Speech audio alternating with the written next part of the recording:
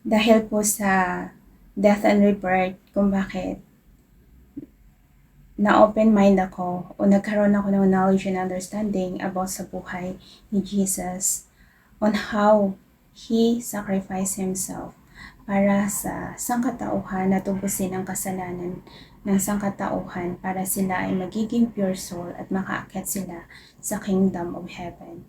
Dahil po, at the time that ng death of and rebirth ko, I sacrificed myself for the person that I love dahil nasa twin flame journey po ako para po tulungan siya.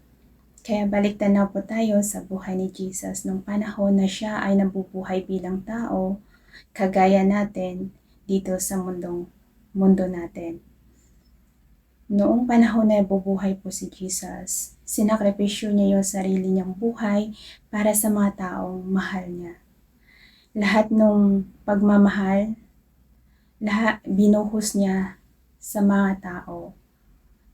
At dahil doon sa pagsakripisyo niya kung bakit nagiging empty yung soul niya.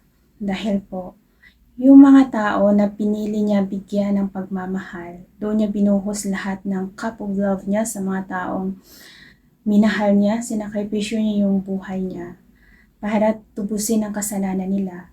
Pero dahil nga hindi na-appreciate o hindi naintindihan ng mga tao ang kahalagahan ng salitang sacrifice na ginawa niya kung bakit yung mga tao na dahilan ng kanyang pagsakripisyo, yung mga taong iniligtas niya ang nagpapako sa kanya sa cross.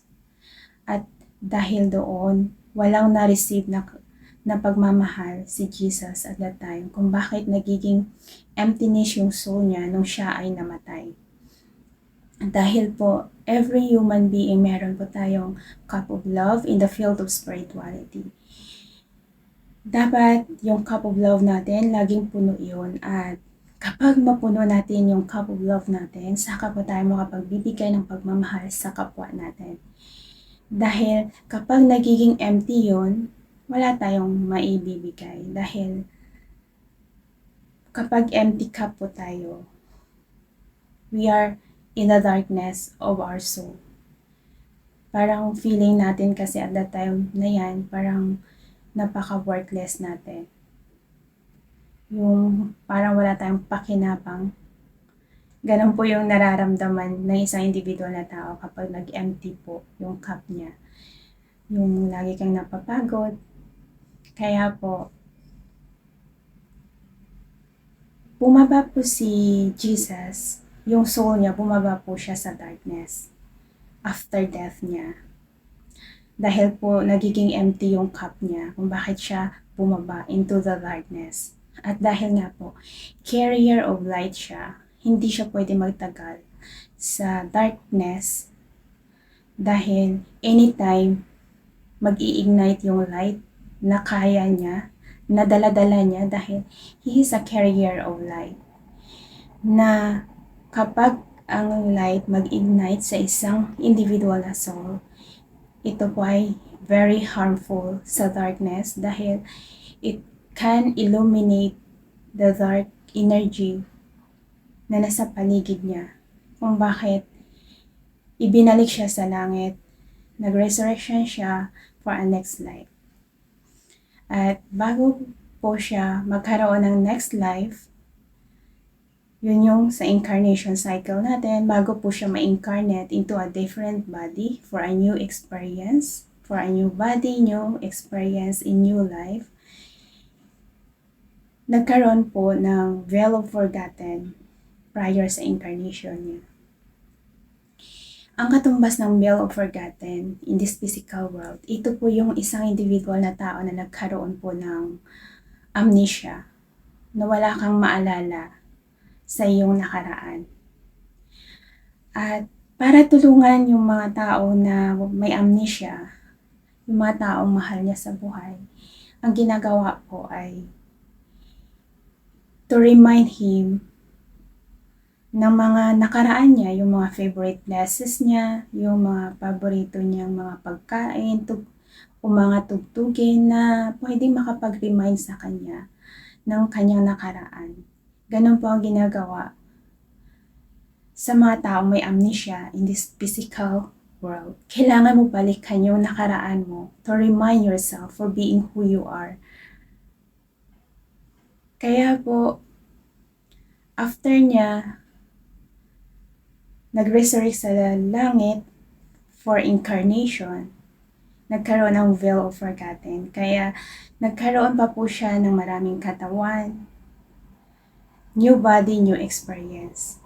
Pero wala po siyang memories of the past. Hindi niya rin nakilala kung sino siya sa nakaraan. Nabuhay siya bilang normal na tao in this physical world. Dahil bago niya man po makuha muli yung knowledge of the past, kailangan niya po pagdaanan muli ang nakaraan to remind him for being who she is in the past. To recall the memory of the past. So, ganun po ang nangyari sa buhay ni Jesus ng panahon niya na dinubos niya po yung kasalanan ng sangkatauhan at that time para po magiging purify yung soul natin at makaakyat pa tayo sa langit. Pero po, ang salitang sacrifice po ay hindi po siya naglalast forever. Dahil ang katumbas ng salitang sacrifice ay yung mga tao na nagsasakripisyo para sa mga tao na mahal nila, pero yung taong minamahal nila hindi na-appreciate yung sakripisyo nila.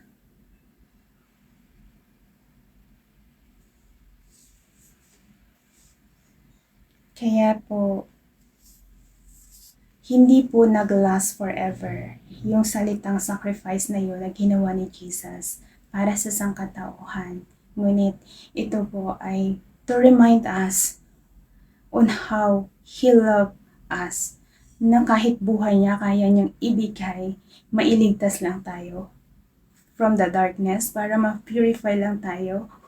Kaya sa panahon niya, sa physical body na yon na nag-carry ng pangalan ni Jesus, marami po siyang nagawa na sacrifice kung bakit nagkaroon ng maraming miracle at kung bakit sa pangalan na yun ay maraming miracle na nagaganap dahil marami po siyang nagawa na kabutihan at that time na siya ay nabubuhay bilang tao, kung bakit natin kinilala siya as a God. Pero bago man natin kinilala siya as a God, He is a normal person like us. At nabuhay siya kagaya natin. Pero nandun kasi siya sa karunungan na andun yung karunungan sa kanya na alam niya na kapag itong ginawa niya, kaya niyang mailigtas ang sangkatauhan by sacrifices himself para tubusin ang kasalanan ng sangkatauhan. Kaya at that time na tinubos niya po yung kasalanan ng mga tao, lahat po tayo nun, lahat po ng mga tao at that time is pure soul po silang lahat.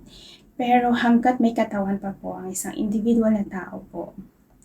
At kapag hindi pa nagkaroon ng self-realization ang isang individual ng tao between good and bad, ang isang tao ay patuloy na nagkakasala at nakakagawa ng kasalanan. Kung bakit yung cycle natin ay paulit-ulit. At yung salitang sacrifice niya ay nababaliwala dahil tayo ay nagkakasala pa rin. Nadudungisan yung ating pagiging pure soul kapag tayo ay nakagawa ng kasalanan. Dahil bago maging purify yung soul and body ng isang individual na tao, kailangan po niya ng self-realization sa sarili niya para mabago niya ng tuluyan yung sarili niya and to purify himself from soul and to bring that purification of soul sa physical na katawan niya. At yun ang magbibigay sa kanya ng karunungan, knowledge and understanding to be a better person and the best version of himself. in this physical world. Kaya dyan po ako nagkaroon ng knowledge and understanding about sa buhay niya. Dahil po, I undergo then to sacrifice my own self para sa taong minahal ko. Dahil sa twin flame journey ko.